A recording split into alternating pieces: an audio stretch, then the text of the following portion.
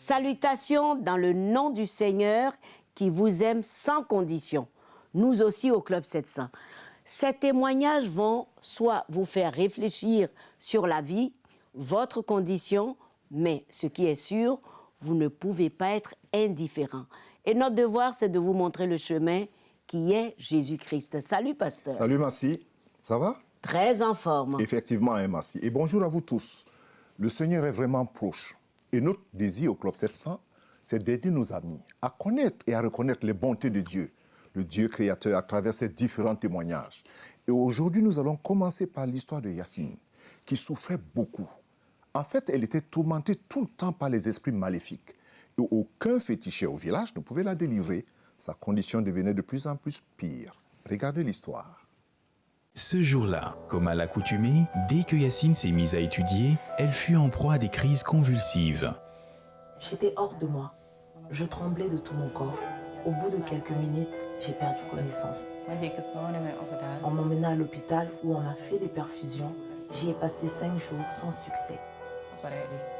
Les féticheurs que nous avons consultés ont vite conclu que j'étais possédée par des esprits. Malgré les soins prodigués par les féticheurs, l'état de Yacine empira. Quand j'ai utilisé les gris-gris des féticheurs, je fus très agitée. Ensuite, pendant que je convulsais, je voyais une silhouette se tenir en face de moi. Elle avait une forme humaine. Cette situation dura 4 années au point que Yacine abandonna l'école. Une voisine de la famille leur proposa de les amener chez un pasteur qui pria pour elle. Quand il a prié pour moi, j'ai senti une présence sortir de moi. Au bout de 5 jours, je suis rentrée chez moi et de nouveau, je sentis une oppression.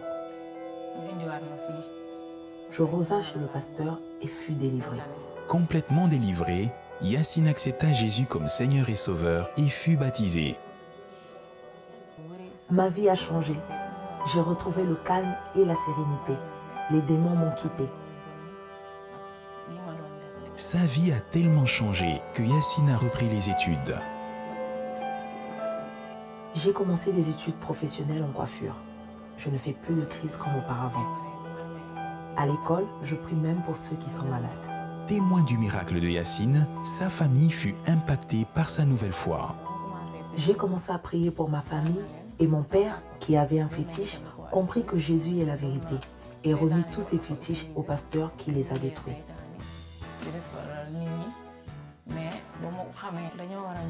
Si tu es tourmenté par des esprits mauvais, je t'invite à venir à Jésus et il te délivrera comme il a fait avec moi. Toute la puissance est au Seigneur Jésus, Massi. Non, et puis toute la famille a compris. Et Yacine, ses parents, ses voisins ont compris qu'il y a puissance et puissance. Puissance grande et puissance petite. Oui, puissance au-dessus de toute puissance. Mais avant de prier pour ceux qui sont sur ces effets maléfiques sataniques, j'aimerais quand même dire quelque chose à ceux qui nous écoutent et qui ont vu le témoignage de Yacine. C'est qu'on fait souvent la comparaison entre la puissance de Dieu et la puissance de Satan. Il n'y a pas de comparaison à faire. Il n'y a pas de comparaison. Pour 2 raisons, ou plutôt pour une raison, Massi. C'est que les 2 puissances ont des buts et des objectifs totalement différents, totalement à l'opposé. L'autre, c'est pour faire du mal et l'autre, c'est pour faire du bien.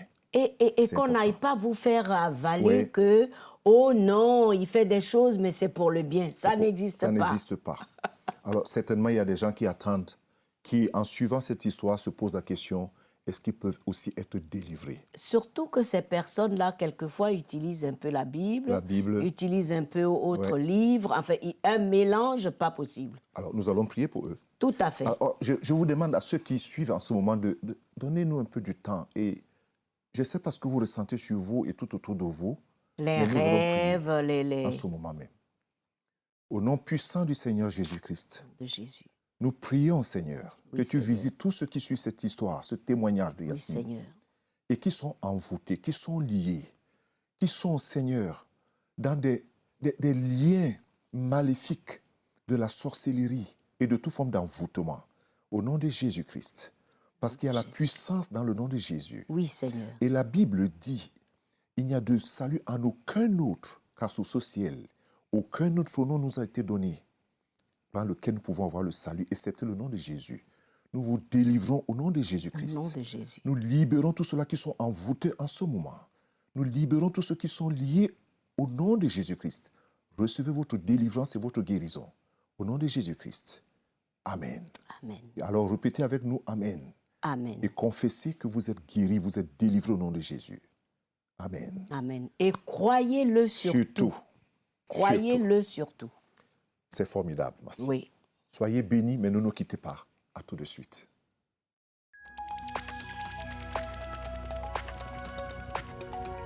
Si vous avez des questions spirituelles, des besoins de prière ou même si vous avez besoin de conseils, n'hésitez pas à nous contacter aujourd'hui à cette adresse ou au numéro suivant. Nos conseillers sont là pour vous aider. N'oubliez pas, nous sommes là pour vous.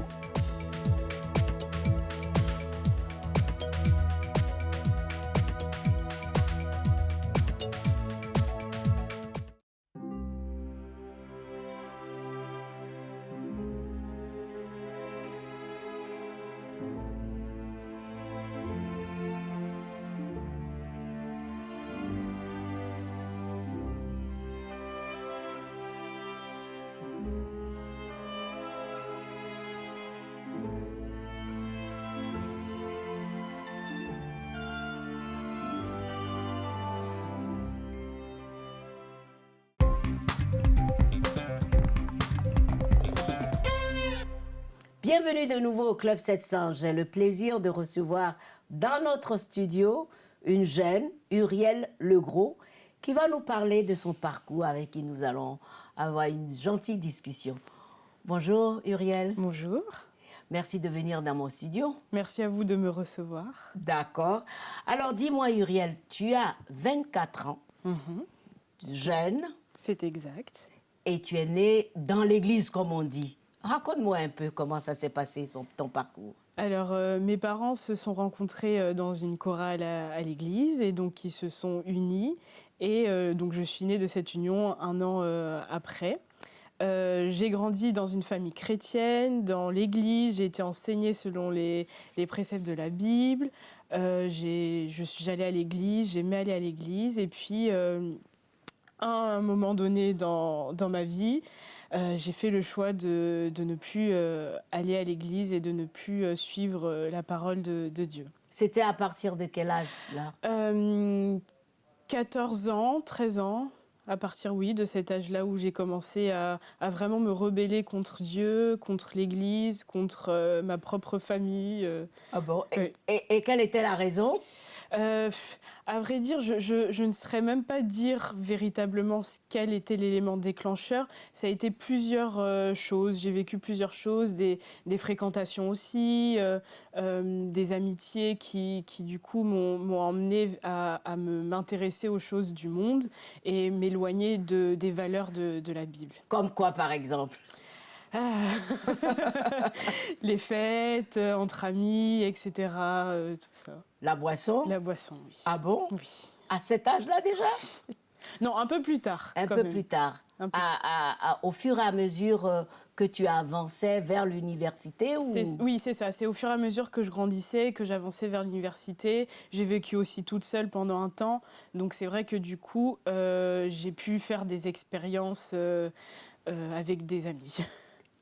Et c'est ça qui a fait la cassure. C'est ça. Et comment tu te sentais? Alors, intérieurement, je me sentais vide. Totalement vide, triste. Je sentais que mon âme était en train de mourir. Mais extérieurement, je faisais comme si tout allait bien, comme si j'étais joyeuse. Et pourtant, j'étais dans une dépression. Et quelle a été la réaction des parents pendant cette période-là? C'était très difficile, surtout pour ma maman. J'étais vraiment en conflit avec elle constamment. C'était vraiment très difficile, surtout pour elle. Ils ne comprenaient pas pourquoi je ne voulais plus aller à l'église. Et comme j'étais renfermée sur moi-même, je n'arrivais pas non plus à exprimer ce qu'il se passait à l'intérieur de moi. Et papa? Bon, papa aussi, il comprenait pas, ils essayaient de savoir en me parlant, en essayant, mais il y avait réellement une réelle cassure entre mes parents et moi. Alors, quand on traverse une période aussi très embrouillée, que dehors donne quelque chose, dedans a une autre couleur, à quel moment le déclic se fait? Je dirais que pour ma part, ça a été progressif. C'est-à-dire que je ne suis pas venue tout de suite au Seigneur, mais le Seigneur a commencé à travailler mon cœur progressivement. Mes parents ont vu du changement dans mon comportement vis-à-vis d'eux, notamment vis-à-vis de ma mère. Il y avait moins de conflits, j'étais moins insolente, et c'était progressivement comme ça. Et il a fallu que je sois toute seule avec moi-même pour qu'il y ait ce déclic. Et qu'est-ce qui a fait ce déclic? La parole de Dieu? Quelqu'un t'a parlé? C'était un mix de tout. Des personnes me parlaient, la parole de Dieu aussi, la prière, parce que même si j'étais dans le monde, le désir que j'avais, c'était vraiment de m'approcher du Seigneur. Donc je priais de tout mon... Quand même. J'avais espoir qu'un jour je puisse passer par les eaux du baptême et donner ma vie au Seigneur. Et ça s'est passé graduellement, comme tu dis, jusqu'à ce que... Jusqu'à ce qu'un jour, mon église a organisé un camp de jeunes. J'y suis allée et c'est là où le Seigneur a touché mon cœur et où je me suis rendu compte de mon état vraiment dans lequel j'étais et où j'ai décidé de donner ma vie au Seigneur. Il a fallu accepter d'aller au camp de l'église. C'est ça. Ça aussi, c'était pas une mince affaire. Et qu'est-ce qui s'est passé réellement dans ce camp-là? C'était puissant. J'y suis allée, c'était pendant un moment de louange et d'adoration, où c'était la première fois de ma vie où vraiment je chantais de tout mon cœur, où les paroles que je disais étaient vraiment des prières que je proclamais sur ma vie. Et c'est à ce moment-là que l'Esprit de Dieu m'a touchée vraiment et où je me suis vraiment prosternée devant le Seigneur et je lui ai demandé pardon pour tout ce que je lui avais fait et où je lui ai dit « J'accepte de revenir dans ta maison ». C'est difficile à cet âge-là, avec le standard de l'extérieur, ce que les jeunes font. C'est difficile de suivre vraiment, de vivre vraiment sa foi chrétienne. C'est très difficile. Avant ma conversion, justement, c'était compliqué pour venir parce que il y a tellement de choses dans le monde qui attirent la jeunesse que c'est difficile de se dire « je vais laisser ces choses pour venir à Christ ». Et même en étant convertie, j'ai dû faire un tri dans mes amitiés. Le Seigneur a éloigné des personnes de ma vie et malgré ça, c'est quand même difficile jusqu'à aujourd'hui de pouvoir tenir parce que... l'ennemi en a après la jeunesse vraiment, il y a toutes sortes de choses qui sont proposées, que ce soit l'alcool, que ce soit les soirées avec les amis, la drogue, la sexualité, il y a vraiment toutes ces choses dans le monde, tous ces désirs charnels qui attirent les jeunes et empêchent les jeunes de vraiment vivre leur foi en Jésus. Parce qu'on est considéré comme pas à la mode. C'est ça. Ou... Exactement. On est considéré comme démodé ou alors on nous dit « Oh, tu abuses, faut pas aller jusqu'à l'extrême, dans ce cas, deviens une bonne sœur ». C'est vraiment des paroles comme ça qu'on a à longueur de journée. Donc c'est ce qui rend la relation un peu compliquée. Carrément. Et qu'est-ce qu'il faut faire pour tenir ferme, d'après toi? C'est vraiment s'accrocher au Seigneur dans la lecture de la parole, la louange et l'adoration aussi, ça compte énormément. Et aussi ne pas rester seul. Je pense que l'ennemi aussi, il tente d'isoler aussi, parce qu'une fois qu'on est isolé, finalement, on n'a plus personne pour nous aider à tenir dans la prière. Donc c'est vraiment trouver une personne, deux personnes, un groupe de personnes qui nous aident à pouvoir prier, à qui on peut rendre des comptes, par exemple, si on a des difficultés avec certaines choses, avec qui on peut méditer la parole, avec qui on a une communion fraternelle dans la foi, avec qui on peut partager sa foi, et ça aide vraiment beaucoup. Et ça aide à ne pas avoir ce complexe vis-à-vis des autres à l'extérieur. Oui, aussi. Ça aide aussi. Et comment tu partages cette foi-là avec les gens sans être gêné? En fait, je suis tellement émerveillée de ce que le Seigneur a fait dans ma vie que je me dis, je ne peux pas voir ces âmes aussi souffrir parce que je sais que ces âmes souffrent et rester là sans partager. Et je me dis, peu importe ce que les gens pensent, Le plus important, c'est de pouvoir partager de ce que le Seigneur a fait dans ma vie. Et je le partage sur les réseaux sociaux, etc. Très bien. Alors, après ton bac, tu as fait des années de psychologie et puis tu as décidé d'être éducatrice d'enfants. Rapidement, pourquoi? Les enfants, ça a toujours été quelque chose que j'aimais. Depuis que je suis petite, c'est quelque chose qui est déposé dans mon cœur. Je pense que le Seigneur veut aussi travailler avec moi dans ce domaine. Et je trouve ça important parce que c'est les premières années de vie qui sont très importantes, où on inculque des valeurs aux enfants. Et je me dis, si je peux inculquer des valeurs bibliques à ces enfants, c'est merveilleux. Pour une bonne moralité. C'est ça. Merci beaucoup, Uriel. Tout ce que tu viens de dire va être vraiment une bénédiction pour tous ces jeunes qui nous regardent. Eh bien, les amis, ne nous quittez pas, à tout de suite.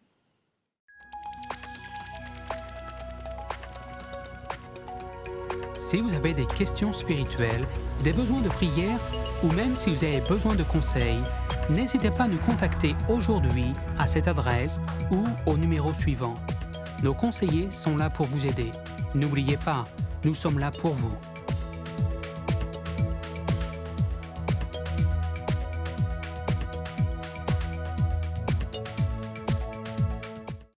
Salut les enfants, regardez! Superbook! Venez accompagner Chris, Génial! Aline Tu sais où on se trouve? et Gizmo dans leur voyage dans le passé. Mon père, donne-moi la part de notre fortune qui me revient. Que moi ici, je meurs de faim. De l'action, du plaisir et un tas d'aventures. Superbook, reviens mon fils.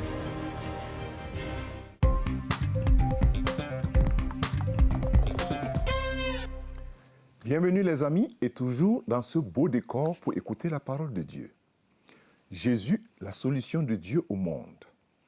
Vous savez, il y a un certain malentendu et une fausse interprétation, une sorte de caricature que Jésus est venu corriger. Et il l'a fait de deux façons. Et il a corrigé premièrement dans sa personne même. Vous voulez savoir, ou bien vous voulez voir Dieu et ce qu'il est, regardez tout simplement au Seigneur Jésus. Deuxièmement, il a corrigé par son enseignement dans l'Évangile selon Saint Jean. Dans le contexte biblique, il montre comment Jésus supplante et transcende toutes les représentations terrestres et matérielles. Il supplante et prend la place du temple à Jérusalem. Il supplante et remplace la sacrificature aussi, lui-même étant devenu le souverain sacrificateur. Il s'offrit comme un sacrifice acceptable à Dieu. Et il faut dire que jusqu'à ce que Christ ne s'offre lui-même, Dieu n'avait jamais été satisfait. Il supplante encore et transcende toutes les fêtes juives. Jésus prend la place de la manne dans le désert. Il est le pain de Dieu qui vient du ciel. On le voit dans Jean 6. Jésus prend la place de l'eau du rocher, frappé, et il dit, celui qui boira de l'eau que je donne, moi, c'est-à-dire lui, il n'aura plus jamais soif. C'est aussi écrit dans Jean 4. Celui qui croit en moi, des fleuves d'eau vive couleront de son sein. Jean 7. Tout ça, c'est écrit dans l'évangile de Jean. Il prend aussi la place des luminaires dans le temple et dit, je suis la lumière du monde. Jean 8.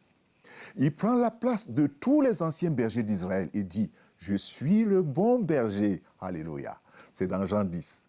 Il prend la place d'Israël et il bâtit un nouveau troupeau de son propre sang. Et il dit, je donne ma vie pour mes brebis. Toujours dans Jean 10.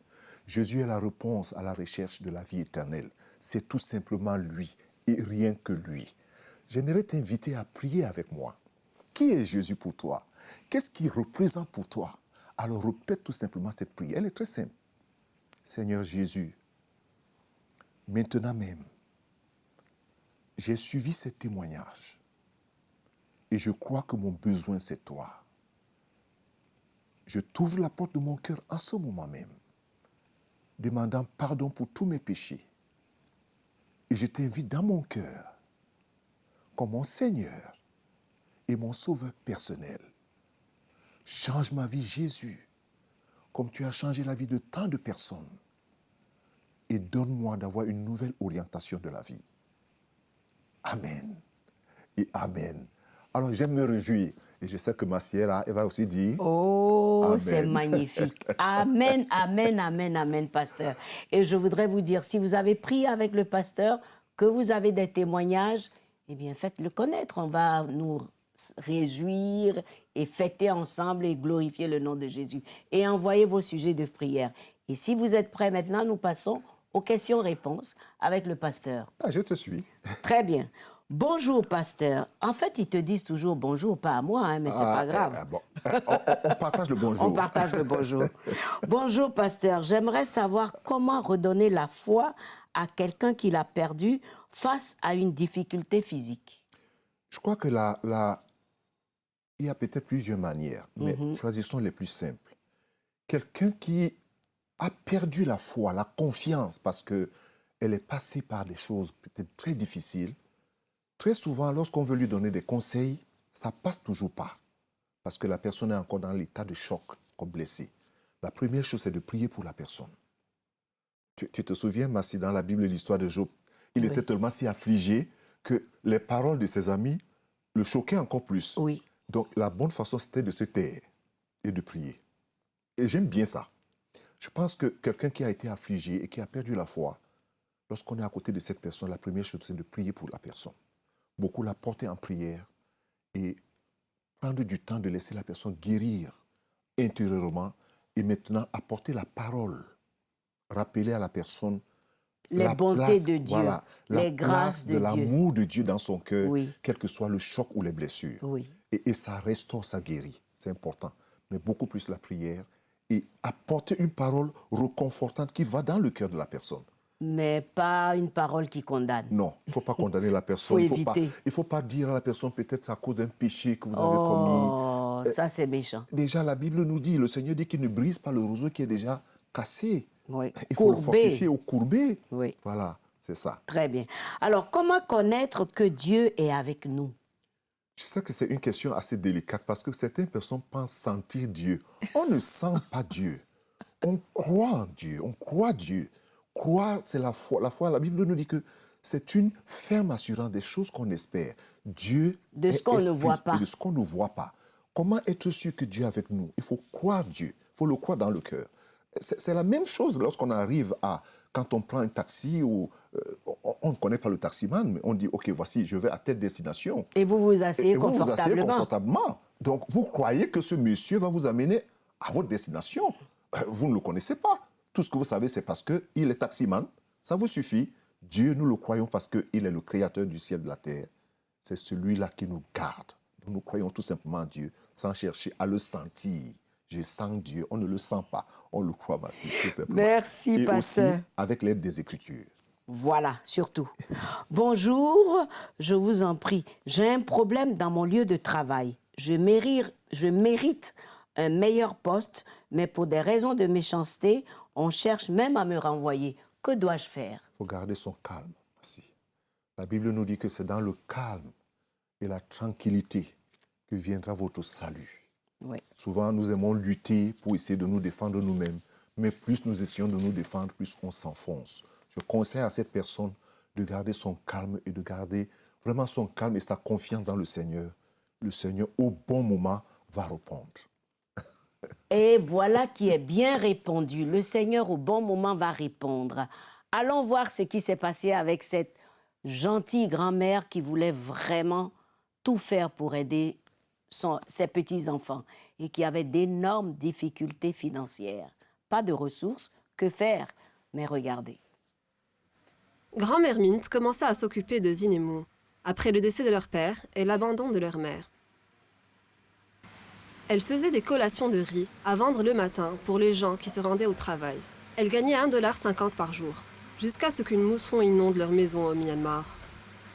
L'inondation a ruiné tout mon matériel de cuisine et les provisions que j'avais pour préparer la nourriture. Comme grand-mère ne pouvait pas vendre des collations, nous n'avions pas d'argent pour acheter de la nourriture et je me sentais très triste. Plus tard, j'ai découvert que mon petit-fils mangeait les restes que les enfants jetaient à l'école. Puis grand-mère contracta un prêt pour relancer son activité. Mais pour le rembourser et avoir assez pour de la nourriture, elle devait vendre plus de repas. Ainsi, il devait se lever très tôt et grand-mère envoyait chaque jour les enfants au marché pour acheter les fournitures nécessaires. Une fois, nous avons été pourchassés par 8 chiens. L'un d'eux a mordu ma sœur. La dette de grand-mère continuait de s'alourdir. Elle n'avait pas d'autre choix que d'emprunter davantage, juste pour payer les intérêts du prêt. Orphan's Promise de CBN aida donc grand-mère à démarrer une nouvelle entreprise dans la vente de riz et de haricots secs. Alors qu'elle vendait et réinvestissait ses profits, son revenu est rapidement passé d'1,50 $ à 20 $ par jour. En moins d'1 an, elle put rembourser sa dette de 1 500 $. Les mots ne peuvent exprimer à quel point je suis heureuse d'être libre de toute dette. Ma grand-mère a une activité rentable maintenant. Merci, CBN. Eh oui, lorsque tout va mal, il y a une réponse qui vient toujours de quelque part. Orphan Promise. Alors, cette gentille grand-maman... Pourquoi tu l'appelles gentille grand-maman? Parce qu'elle s'occupe de ses petits-enfants. Ok. Tout le monde ne fait pas ça. Ouais, c'est vrai. Donc, elle avait des dettes, ce qui était grave. Et puis, il n'y avait pas assez à manger. Donc, Orphan Promise a vraiment relevé son donné commerce, ce qu'il fallait. son commerce de riz et de haricots. Elle a pu payer ses dettes. Maintenant, elle peut vraiment faire son commerce sans problème. Dieu est bon. Ça donne ça ressouffle la personne, si je peux me permettre de dire ça. Ça donne du souffle. Oui, ça ressouffle même la personne, quelque part, parce que là, le sourire revient. Oui. Parce qu'on a encore quelque chose à faire. On peut continuer à prendre soin des enfants. Et puis, ne pas voir les enfants se coucher le ventre affamé, c'est formidable. Il faut dire que c'est un peu partout, Massi. Ouais. Et c'est un appel que nous continuons à lancer à tous ceux-là qui ont de la bonne volonté, qui sont disposés à soutenir. Et je me souviens de tous ceux qui nous écrivent. Comment je peux faire partie du club? Voici une occasion pour faire partie du club. Voilà. Oui, soyez parmi ceux-là qui contribuent et qui soutiennent ce ministère pour aider les gens comme cette gentille grand-mère. Oui. Massi. En allant dans nos bureaux régionaux, en allant sur Facebook, en allant sur notre site. C'est très important. Et n'hésitez pas, et puis ne dites pas est-ce que je vais donner beaucoup, petit. Quel que soit le montant, c'est très important. Tout à fait. Pasteur? C'est ce qui est dedans qui est important. Voilà, et le Seigneur voit ça, il bénit. Merci d'être resté à cette émission avec nous. À très bientôt, que Dieu vous bénisse. Jésus vous aime.